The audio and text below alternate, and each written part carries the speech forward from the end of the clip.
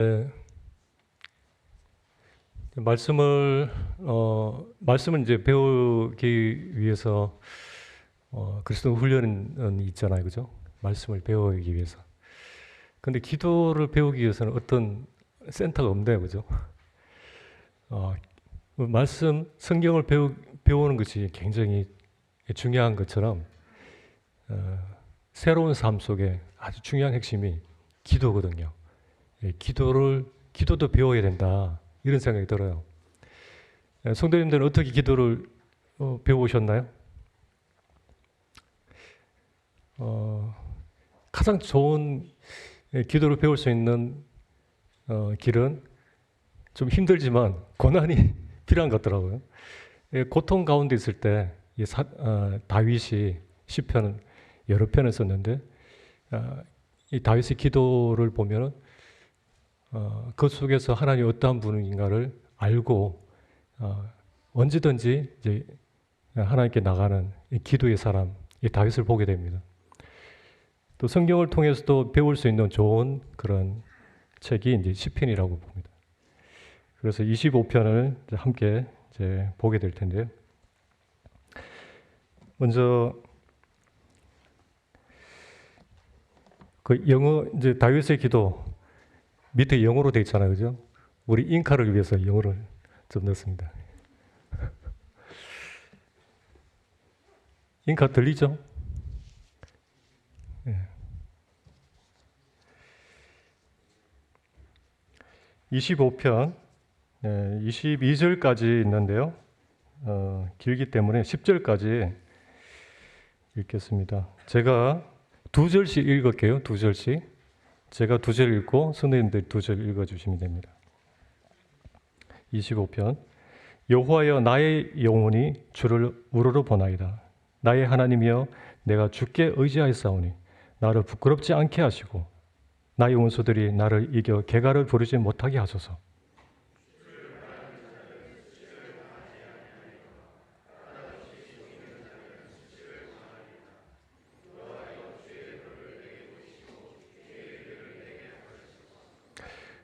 주의 진로로 나를 지도하시고 교훈하소서. 주는 내 구원의 하나님이시니 내가 종일 주를 기다리나이다. 여호와여 주의 긍휼하심과 인자하심이 영원부터 있으사오니 주여 이것들을 기억하옵소서.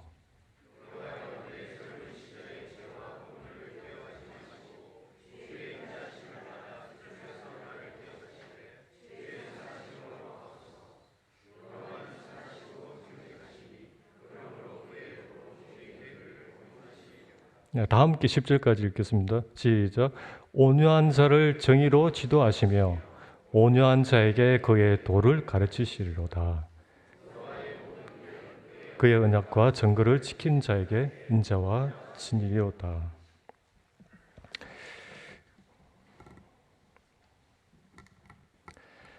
네, 이 시편은 위에 25편 위에 보면 다윗의 시라고 되어 있죠. 이 다윗이 경험을 통해서 나온 시인데요. 25편은 이제 원어로 봐야지 알 수 있는, 성경으로는 알 수 없는 그런 특징이 있습니다. 한글은 무엇으로 이루어졌죠? 자음 14개와 모음 10개로 한글이 만들어집니다. 말이 만들어집니다. 그런데 히브리어는 22개의 자음만으로 글자가 만들어지거든요. 여기 시편 25편은 22구절로 되어 있어요. 22구절로 되어 있는데 이 히브리어 성경으로 보면 매 절마다 첫 글자는 삼행시처럼 히브리어 22개의 자음이 앞에 차례대로 이렇게 기록되어서 시가 만들어진 거예요. 21절까지. 그러니까 이 시편 25편은 형식에서부터 아주 특별한 면이 있는데 형식을 잘 갖춘 것뿐만 아니라 내용적으로도 아주 알차게 되어 있는 것을 알 수가 있어요.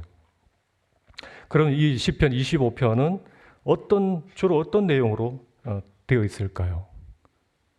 지금 이 다윗은 몇 가지의 괴롭힘과 시달림을 겪고 있는데 이 다윗에게만 있는 것이 아니라 우리 각자의 삶 가운데 나에게도 있다는 것입니다.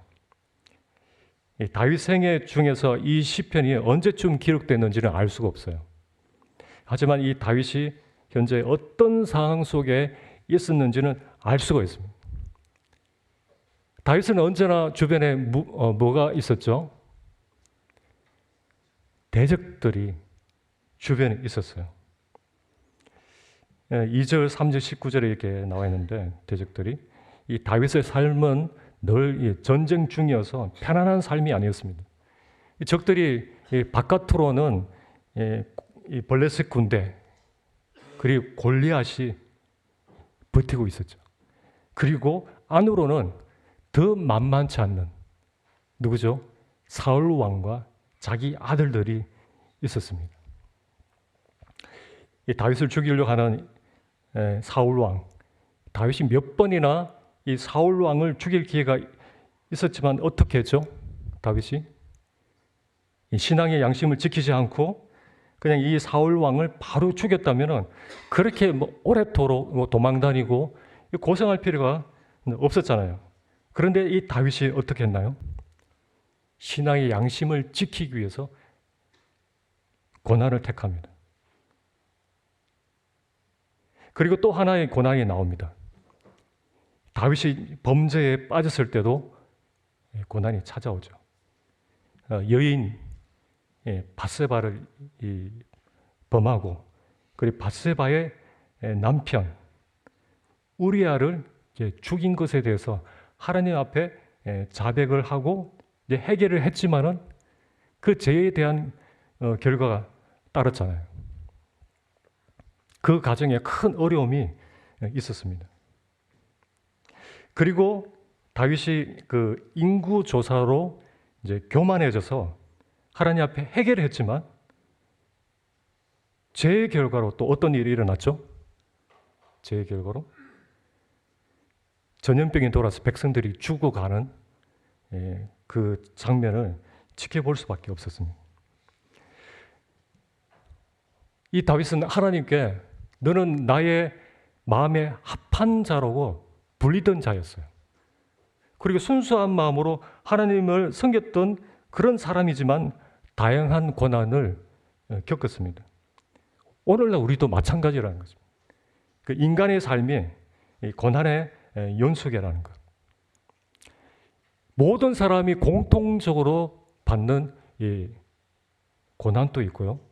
그리고 신앙을 지키기 위한 고난도 있고요. 또 범죄했을 때 당하는 고난도 있습니다. 여기 다윗은 세 가지 정도의 고통을 표현합니다. 그게 우리 삶 속에 있어요. 겪고 있을 수도 있고 겪게 될 것이고. 그 첫 번째 고통이 두려움입니다. 두려움. 어떤 우리 삶 가운데 위기의 상황이 이렇게 딱 닥쳤을 때 무엇이 찾아오죠? 두려움이 갑자기 찾아오는 거예요. 그리고 여기 다윗이 또 하나의 두려움이 있는데 수치를 당할 것에 대한 두려움도 이렇게 표현하고 있습니다.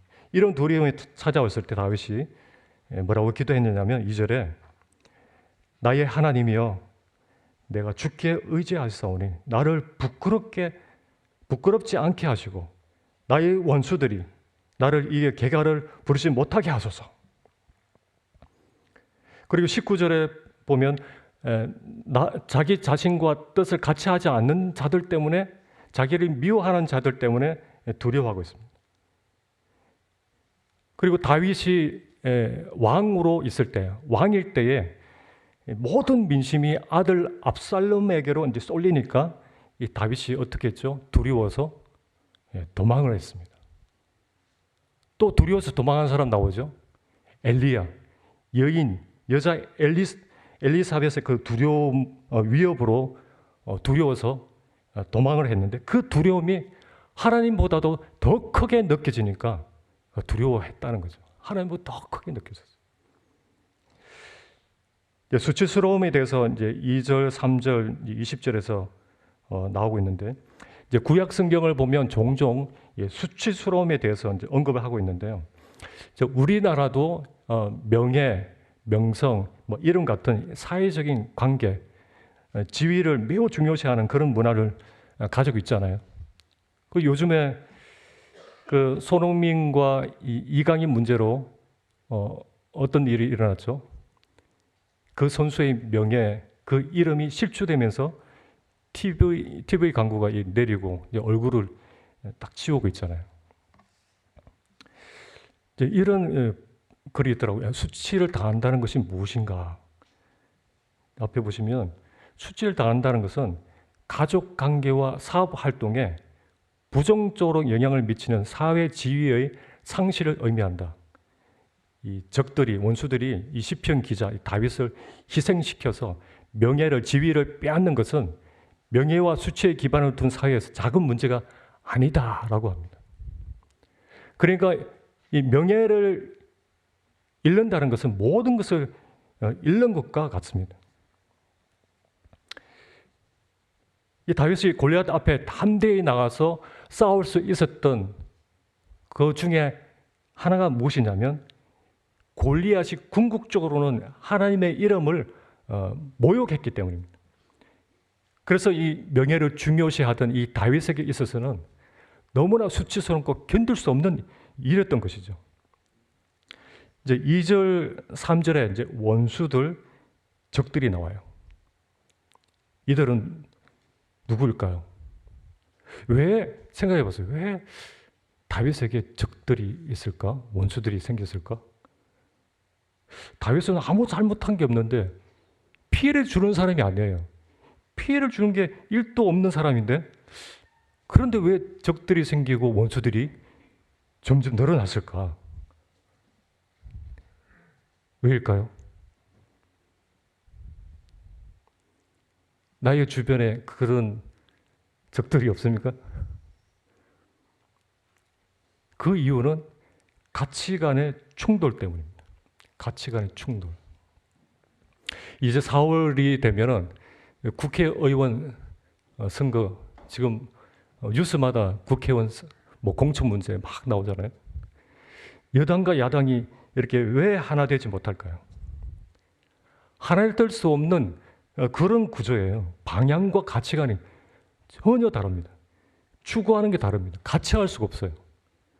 이 다윗을 괴롭히고 이 다윗을 강하게 공격하는 것도 무엇 때문이냐면 이 적들이 세계관과 이 가치관이 다르기 때문에 충돌이 생기는 것입니다. 믿지 않는 사람들과 우리와 충돌이 생기죠. 그죠? 지금 차별화법 이 부분에서도 충돌이 생기는 겁니다.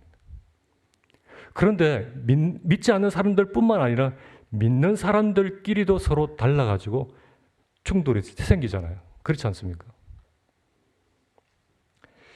적들이 다윗을 정말 미워하고 싫어하는 이유가 딱 한 가지 있어요. 그것은 뭐냐면 다윗이 하나님을 따르고 하나님을 위해서 살려고 하는 그 방식이 마음에 안 드는 겁니다. 너 꼭 그렇게 살아야 하니? 네 인생관 좀 미련하고 어리석지 않니? 너는 매주마다 교회를 가야 하니? 그런데 다윗은 하나님 빼놓고는 그들의 이기적이고 헛된 방식을 결코 따를 수가 없습니다. 그래서 어떻게 다윗은 하죠?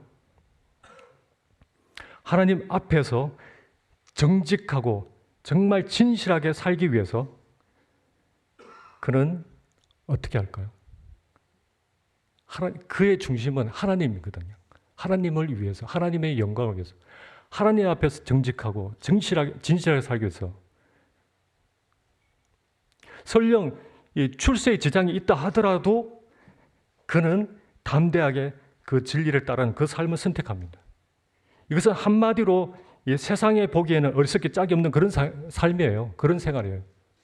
그런데 끝내 그 부끄러움과 그 수치는 어느 쪽이 당하죠? 세상이 당하는 것입니다. 그 미래를 우리는 봐야 돼요. 그래서 이 부분을 너무나 명확하게 잘 알고 있었던 바울이 디모데에게 아주 중요한 말을 합니다. 너는 이것들을 피하고 경건, 믿음, 온유, 인내 이것들을 추구하고 믿음의 선한 싸움을 싸우라. 이런 싸움을 하는 사람들 두고 바울이 한 말이 있어요. 너 하나님의 사람아. 너 하나님의 사람아. 이것이 남는 것입니다. 이것을 남겨야 돼요. 잠언 22장 1절에 많은 재물보다 명예를 택하라고 했습니다. 더 중요한 것은 다른 것보다 간정을 지켜야 된다. 간정이 정말 중요하다. 윌리엄 맥도날드 형제님이 이런 말을 말씀하시는 것을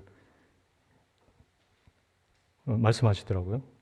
앞에 보시면 만일 제게 선택권이 있다면 저는 세상에서는 알려지지 않았지만 하늘에서는 잘 알려진 겸손하고 경건하고 확신에 찬 사람들을 택하겠습니다. 이것이 다윗이 원하는 마음이었고 또 바울이 원했고 이것을 꼭 디모데에게 전해주고 싶었던 하나님의 마음이 아닐까라는 생각이 듭니다. 다윗은 수치를 당할 것 같은 그런 두려움이 첫 번째 있었고 두 번째는 죄책감. 다윗이 겪고 있었던 것이 죄책감. 25편에 다윗은 여러 차례 죄에 대해서 언급하고 있는데요.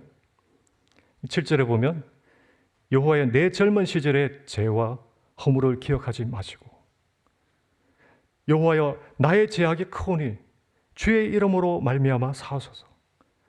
18절에 내 모든 죄를 사하소서. 우리들의 삶 속에 전혀 죄를 짓지 않는 사람은 없을 거예요. 혹시 있습니까? 사도 요한이 그런 말을 했죠. 우리가 죄 없다고 하거나 죄를 지은 적이 없다고 하는 것은 거짓말을 하는 것이다 라고 말했습니다. 우리의 죄, 나의 죄의 그 문제를 계속 이렇게 바라보다 보면은 무엇에 빠지기 쉽다? 죄책감에 빠지기 쉬운 것입니다. 과거에 뭐 잘한 것보다는 어떻죠? 잘못한 것이 더 기억에 남잖아요. 그래서 지금 무언가 이 교회 안에서 주님 위해서 무언가 이렇게 하려고 해도 내가 전에 이런 사람이었는데 내가 전에 이런 사람인데 하면서 주저하게 됩니다. 과거에 제가 이 발목을 잡는다는 것이죠. 이런 부분이 주님의 은혜로 치유될 필요가 있어요. 이 세 번째는 외로움입니다. 외로움. 16절에 말하죠. 주여 나는 외롭고 괴로우니 내게 돌이키사 나에게 은혜를 베푸소서. 외로움은 괴로움입니다. 홀로 사는 분들이 겪는, 연로하신 어른분들이 겪는, 또 아니면 대중 속에 혼자 있는 것 같은 그런 외로움. 저도 수년 전에 경험했죠. 외로움이 얼마나 괴로운지. 그래서 심하게는 이렇게 목숨을 끊기도 하잖아요. 이런 고통이 있었어요. 다윗은 골리앗 앞에 홀로 서서 이제 외로운 싸움을 했지만 외롭지 않았어요. 그것은 그가 하나님을 향한 그 열정이 그 마음에 가득 차 있었기 때문에 외롭지 않았어요. 그런데 아들 압살롬이 피해서 도망할 때 이 다윗 곁에 많은 사람들이 있었지만은 그는 외로웠습니다.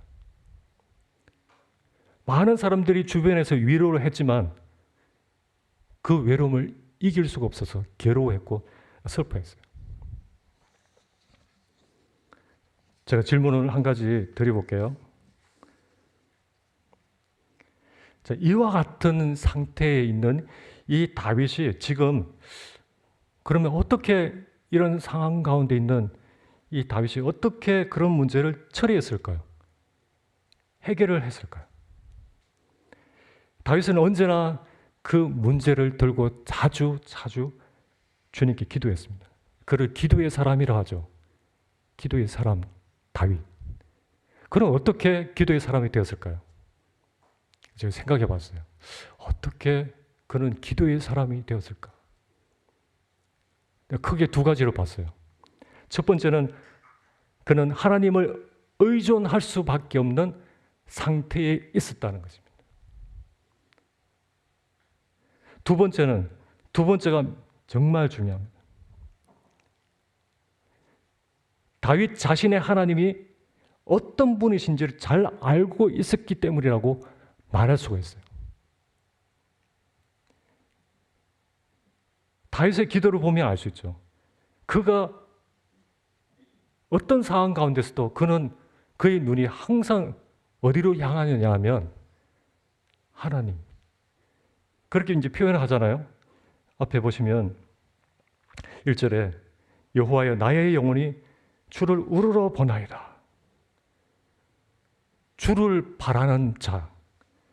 내 눈이 항상 여호와를 바라보면 21절에 내가 주를 바라오니 이렇게 간절한 하나님을 향한 이 기도의 표현을 말하고 있는데요. 우리의 말에 누구만 바라본다라는 것이 있잖아요. 누구만 바라본다. 이건 무슨 의미죠? 누구만 바라본다. 다른 사람은 아무런 도움이 안 되고 오직 한 사람만 나에게 도움이 된다는 것입니다. 그래서 항상 여호와를 바라본다. 오직 하나님만 신뢰한다는 그런 의미가 내포가 되어 있습니다. 그래서 하나님 외에는 기대할 수 있는 것이 없기 때문에 그래서 어떻게 해요? 하나님만 바라보고 기다린다는 그런 의미의 기도입니다. 이 기도는 그저 이유 없는 맹목적인 막연한 기대 그런 것이 아니라 어떤 근거가 있는 확실하게 신뢰할 수 있는 어떤 이유가 있어요. 그것은 무엇이냐면 바로 그분의 속성입니다.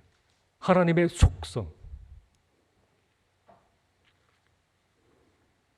다윗의 기도를 보면 이 다윗의 그 시편에 기도들이 많잖아요. 시편은 거기 보면은 이 다윗은 기도할 때 하나님의 속성에 기초를 해서 하나님의 성품을 근거해서 확신 가운데 기도하는 것을 볼 수 있어요.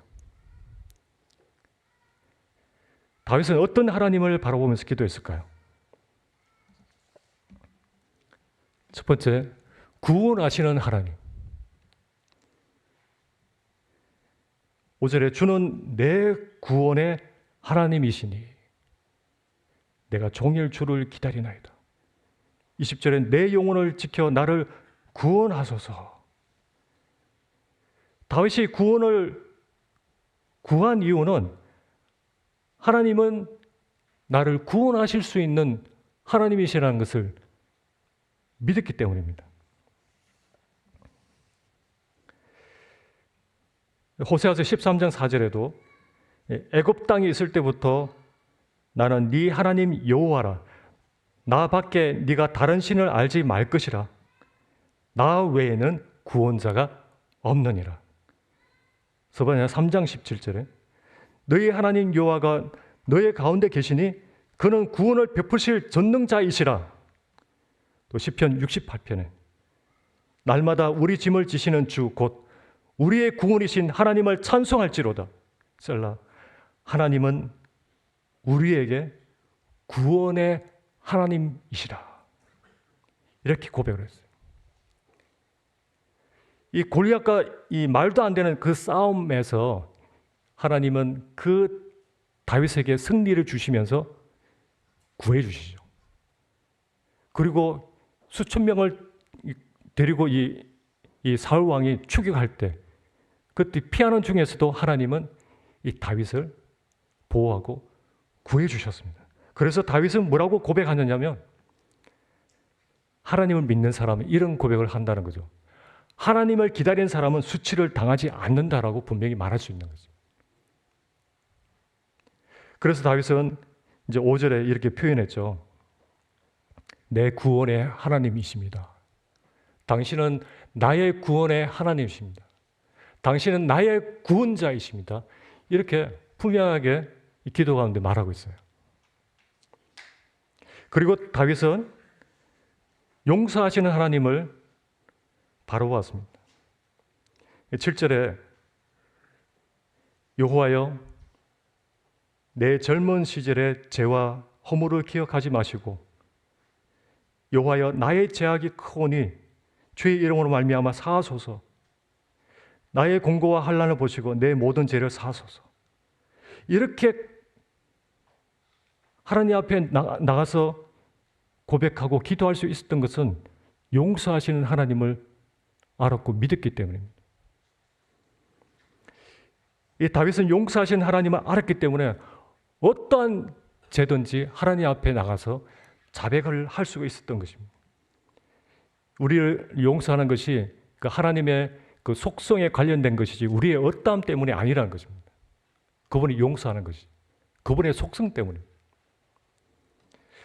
하나님은 우리가 회개한다면 죄를 용서하십니다. 그리고 다시는 기억하지 않는다고 그렇게 약속해 주셨어요. 그리고 회개하는 자가 어떤 누구든 상관없이 하나님은 용서하시는 그런 하나님이시거든요. 그래서 어떻게 해요? 악한 니느웨의 백성, 당장 멸해도 마땅한 그 니느웨의 백성, 악한 니느웨의 백성들이 하나님 앞에 회개했을 때 어떻게 했습니까? 용서했습니다. 그리고 악한 왕, 그도 바로 죽어도 되는데 하나님이 그가 잠시 하나님 앞에 회개했을 때에도 하나님은 그에게 심판을 연기하셨습니다. 하나님은 아무리 악한 자라도 회개하면 용서하십니다. 반면에 아무리 선한 자라도 회개하지 않는다면 용서 안 하십니다. 이런 용서의 하나님의 용서와 관련된 직접적인 관련된 그 속성이 있어요. 두 가지. 하나님이 용서하시는 하나님과 관련된 직접적인 속성이 있는데 무엇일까요? 긍휼 그리고 인자. 미가서 7장 18절 19절을 같이 한번 읽어보겠습니다. 용서하신 하나님 밑에 주와 같은 신이 어디 있으리까? 여기 읽겠습니다. 시작. 주와 같은 신이 어디 있으리까? 주께서는 죄악과 그 기업에 남은 자의 허물을 사유하시며 인애를 기뻐하심으로 진노를 오래 품지 아니하시나이다. 다시 우리를 불쌍히 여기셔서 우리의 죄악을 발로 밟으시고 우리의 모든 죄를 깊은 바다에 던지시리이다. 다윗은 하나님 그분에게 그 인자와 긍휼이 정말 무궁하고 풍성하다는 것을 알았기 때문에 다윗은 언제든지 하나님께 나갈 수가 있었어요. 언제든지 제 용서를 구할 수가 있었다는 것입니다. 하나님이 인자하시고 긍휼이 많으시다는 것을 정말 우리가 믿는다면 우리의 죄의 그 문제를 이렇게 감추거나 정당화해서 자신을 그렇게 변화하려고 애쓸 필요가 없다는 것입니다. 그럼 어떻게 해요? 그분의 그 속성, 그분의 인자와 긍휼하심을 안다면 그 사람은 자기를 변화하려고 이렇게 정당화시키고 이렇게 감추고 그렇게 안 하고 그는 그때마다 그 순간마다 하나님 앞에 있는 그대로 자백하는 것입니다. 그리고 그분의 인자와 긍휼에 다 기대게 되는 것이죠.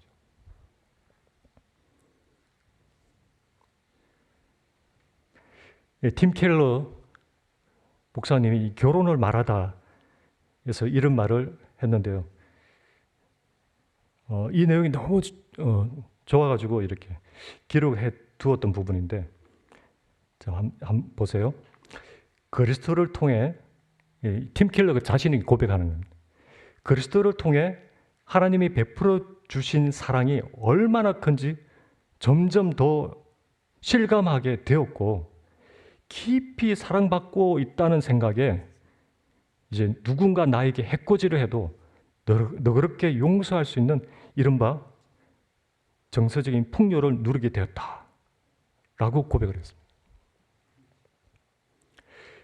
용서의 하나님, 긍휼과 인자가 풍부하신 그 하나님, 그분을 알면 알수록, 그러한 하나님을 경험하면 할수록 어떻게 해요? 피하고 회피하는 것이 아니라 언제든지 하나님께 나갈 수 있고, 그리고 정서적으로 매우 건강하기 때문에 나에게 어떤 해코지를 하더라도 넉넉히 그것을 받을 수 있는 정서적인 풍요를 누리면서 산다는 것입니다. 그러니까 삶이 다른 거예요. 어떤 누구는 그리스도 안에서 항상 기뻐하면서 항상 감사하면서 사는데, 어떤 그리스도인은 구원은 받았지만 계속 우울하고 걱정 속에서, 괴로움 속에서 살아가는 거죠.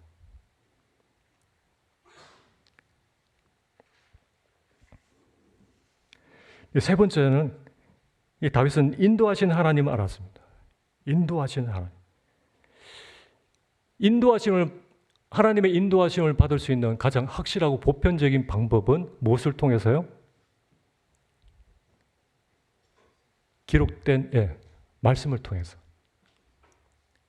이 다윗은 하나님께서 말씀하시는 것을 듣기도 했고, 또 상황을 통해서 인도받기도 했고, 또 하나님의 선지자를 통해서 하나님 뜻을 알기도 했어요.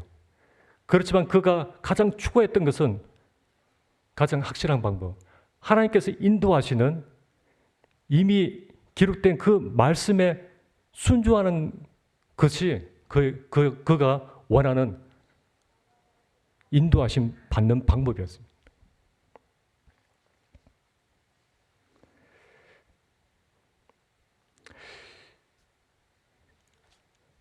여전히 우리를 인도하시는 하나님 맞습니까? 성도님들, 하나님의 인도하심을 받고 사시는가요? 우리를 어떻게 인도하십니까? 이 다윗은 시편 25편에서 아주 중요한 이 하나님의 인도하심을 받는 아주 중요한 조언을 우리에게 하고 있습니다. 이제 어떤 사람이 이런 질문을 해요. 하나님은 우리를 어떻게 인도하십니까? 라고 질문합니다. 그런데 이보다 더 좋은 질문이 있습니다. 그것은 무엇일까요? 더 좋은 질문이 있어요. 어떻게가 아니라 하나님은 누구를 인도하십니까? 어떤 사람을 인도하실까? 어떤 사람들을 인도하실까요?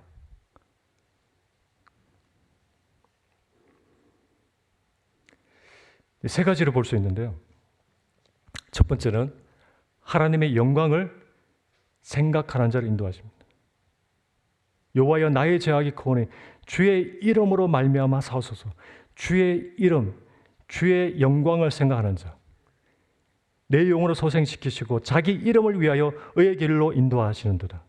그분의 이름, 그분의 영광을 생각하는 자를 인도하십니다. 두 번째는 하나님을 경외하는 자를 인도하십니다. 여호와를 경외하는 자는 누구냐? 그가 택할 길을 그에게 가르치시리로다. 세 번째, 하나님 앞에 온유한 자를 인도하십니다. 9절 같이 읽어볼게요. 온유한 자를 정의로 지도하시며, 같이 시작. 온유한 자를 정의로 지도하시며 온유한 자에게 그의 도를 가르치시리로다. 자, 온유함이라는 것은 히브리어로 아나브라고 하는데, 아나브, 온하, 온순, 유순, 겸손이라는 그런 뜻이 있어요. 그런 여기서 이제 말씀을 봤을 때는 겸손의 의미가 더 맞는 것 같아요. 겸손. 그러니까 은혜를 받을 수 있는 낮은 상태. 그 온유한 자는 하나님의 말씀을 들을 줄 알고 받을 줄 알고 그 말씀을 따라 지키는 사람입니다. 그 말씀을 따라 지키고자 하는 그런 추구함이 있는 그 사람이 바로 온유한 사람이라는 거죠. 10절에도 여호와의 모든 길은 그 언약과 증거를 지키는 자에게 인자와 진리로다 하겠습니다. 만약 하나님의 뜻을 실천할 뜻을 갖고 있지 않는다면, 하나님의 뜻을 실천할 뜻을 갖고 있지 않는다면, 그렇다면 그분의 인도하심을 구하는 것은 가치 없는 일입니다. 의미가 없잖아요. 하나님이 말씀으로 인도하시는데 이 길로 가라, 저 길로 가라, 이렇게 하라, 저렇게 하라는데도 들을 마음이 없으면은, 지킬 마음이 없으면은 그분의 인도하심을 구하는 것은 가치 없는 일이죠. 가나 혼인 잔치에서 마리아가 하인들에게 했던 말 기억나시나요? 하인들에게 뭐라고 했죠? 너희에게 무슨 말씀을 하시는 대로 그대로 하라고 하잖아요. 그분이 말씀하시는 대로 너희들은 그대로 하라. 그러니까 인도하시는 것은 하나님의 몫이지만 순종하는 것은 누구의 몫인가요? 이제 우리의 몫이죠. 우리의 몫. 자, 하나님 그분의 뜻을 행할 준비가 되어 있나요? 그렇다면, 준비가 되어 있다면 그 사람은 그분의 인도하심을 위해 기도할 수 있겠죠. 기도할 수 있습니다. 주님은 이러한 마음을 가진 자들, 이 하나님을 바라보는 자들에게 주님 자신을 나타내시고 이제 인도하십니다. 이제 짧은 얘기를 하고 이제 마치도록 하겠습니다. 주님은 나의 최고봉. 이 책은 어느 자매님께서 이 책을 토대로 매일 큐티를 보내주셔요. 저 경기도에서 큐티를 보면서 개인에게도 좋고 우리도 좀 도움을 받는데요.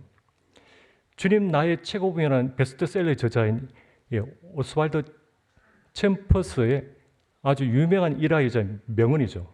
제가 이 내용이 너무 좋아가지고 저희 집에 붙여놨습니다.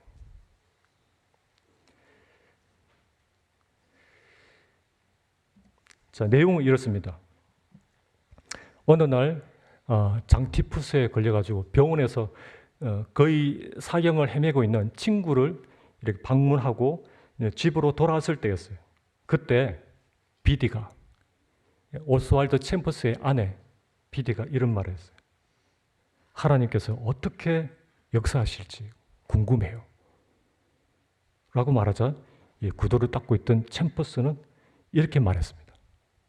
뭐라고 말했을까요? 나는 하나님이 무엇을 하실지보다 그분이 어떤 분이냐 하는 것에 더 관심을 갖게 돼요. 바라보는 관점이 다르죠. 그 말을 들은 그 아내 비디는 미소를 지었고 오스왈드 챔퍼스는 확신 가운데 이런 마음을 가졌어요. 하나님이 하시는 일은 매우 혼란스러워 보일 수도 있어도 그분은 절대로 어시름스러운 분이 아니다. 그분은 절대로 어시름스러운 분이 아니다라고. 로버트 머레이 맥케인이 또 이런 말을 했는데 아주 훌륭한 조언이라고 생각합니다. 한번 읽어볼까요? 자아를 시작. 자아를 한번 들여다볼 때마다 그리스도를 10번 바라보라. 몇 번 바라보라고요? 10번 바라보라. 우리는 살다 보면 다른 사람이나 아니면 자기 자신이나 여기에 머물러서 사는 경우 있어요. 한번 이렇게 자아를 바라볼 때마다 그리스도를 10번 바라보라. 우리에게 어떤 두려움이 찾아오더라도 어떤 외로움, 어떤 무엇으로부터 벗어나려면 어떻게 해요? 하나님의 어떠하심을 바라보는 것입니다. 구원하시는 하나님, 용서하시는 하나님, 인도하시는 그 하나님을 바라보는 것이 하나님께 피할 수 있는 유일한 길이고 해결책이라는 것입니다. 그럼 삶이 달라지는 거죠. 계속 내 자아 속에, 문제 속에 머물러 있으면 발전이 없고 계속 어떤 면에서 침체에 빠지게 되죠. 거기서 벗어나는 길은 자아를 한번 들여다볼 때마다 그리스도를 10번 바라보는 거예요. 하나님을 바라보라. 종일 바라보라. 항상 바라본다고 다윗이 고백했던 것처럼. 그것이 승리의 비결입니다.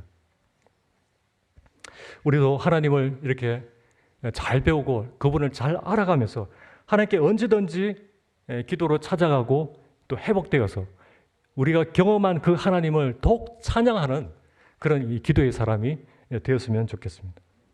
기도하고 마치도록 하겠습니다. 우리에게 베푸신 그 인자와 긍휼하심으로 말미암아 진멸되지 않음을 감사로 드립니다.